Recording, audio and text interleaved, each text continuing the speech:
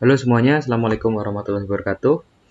Baik lagi, kita akan belajar tentang Google Ads Search ya.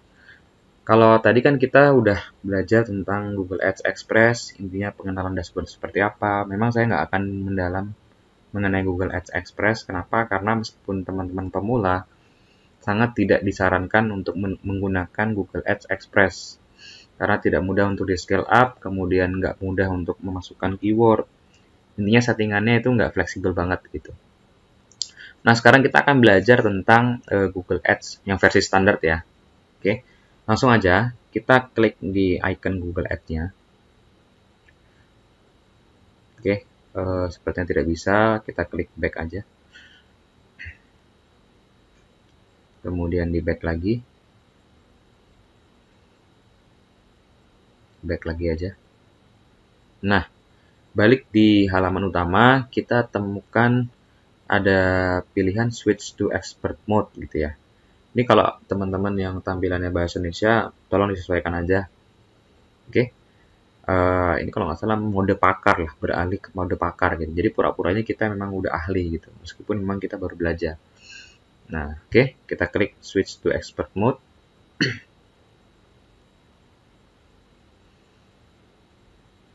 Saya pause dulu biar nggak terlalu lama.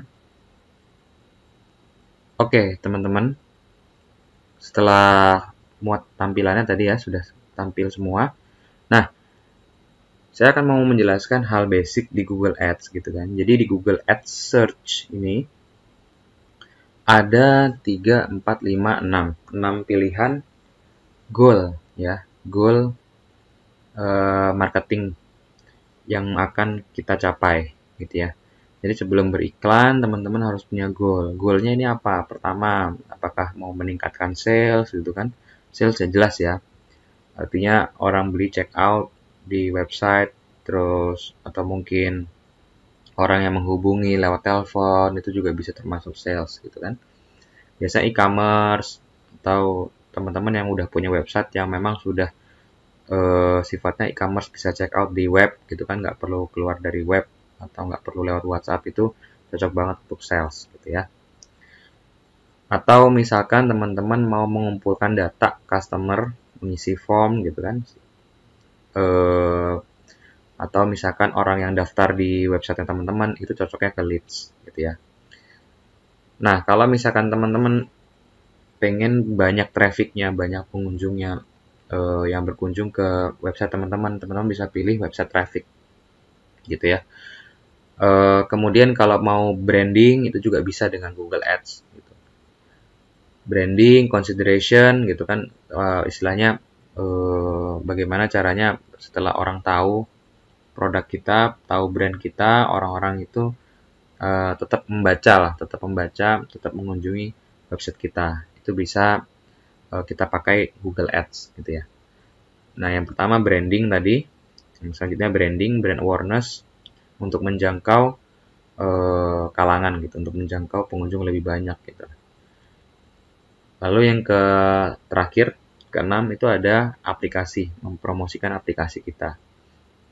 Oke, jadi intinya di Google Ads ini teman-teman bisa pakai digital marketing, strategi digital marketing mulai dari brand awareness, dari hulu ya, sampai ke sales atau dari hulu ke hilir lah istilahnya gitu.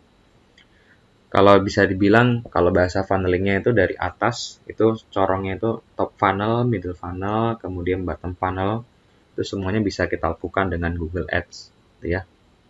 Nanti strateginya akan dibahas belakangan, gitu.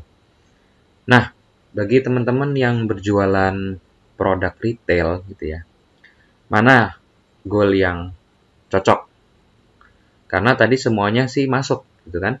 Branding boleh juga, consideration boleh, website traffic juga boleh, leads boleh, sales juga boleh gitu kan. Promotion nggak kita bahas ya karena bukan ranah kita sekarang gitu.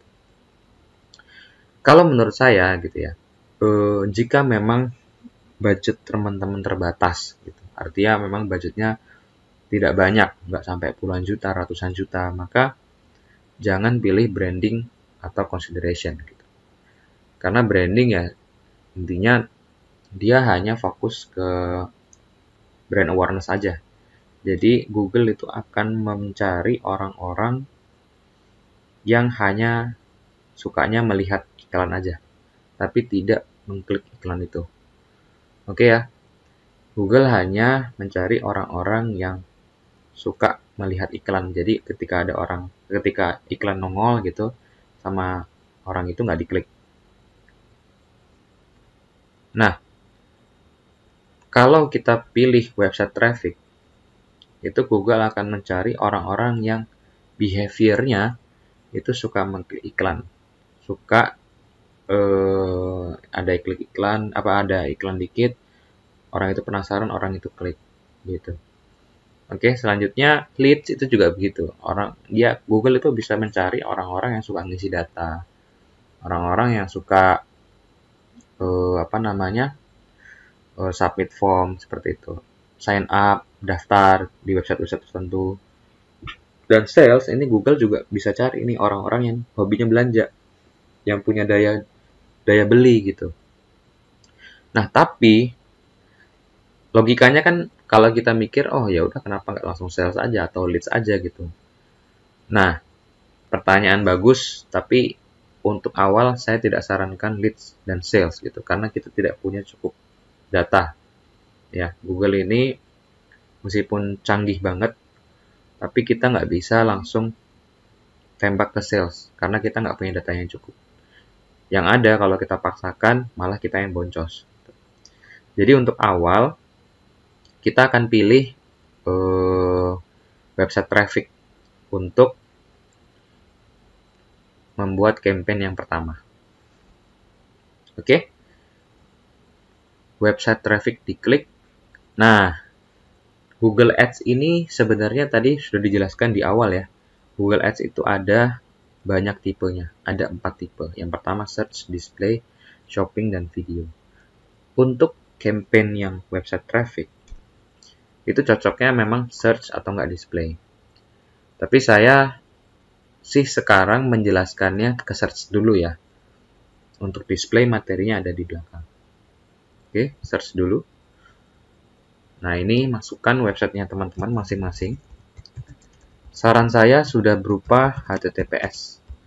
Kenapa? Karena kalau HTTP biasanya iklan itu banyak yang nongol. Iklan itu banyak yang ngeblok ketika kita masuk ke website. Yang paling sering adalah iklan Telkomsel gitu. Jadi kita lagi buka website orang, terus dia baru HTTP. Biasanya itu langsung nongol tuh iklan Telkomsel. Pokoknya rawan banget disusupin iklan. Yang ada ketika orang itu setelah masuk ke website kita ya, karena ada iklan ngeblok gitu, nah dia langsung balik lagi, pergi gitu. Jadi kita yang rugi. Oke, intinya harus HTTPS lah gitu. Tapi masih bisa sih HTTP untuk diiklankan. Gitu. Oke, kita klik continue ya.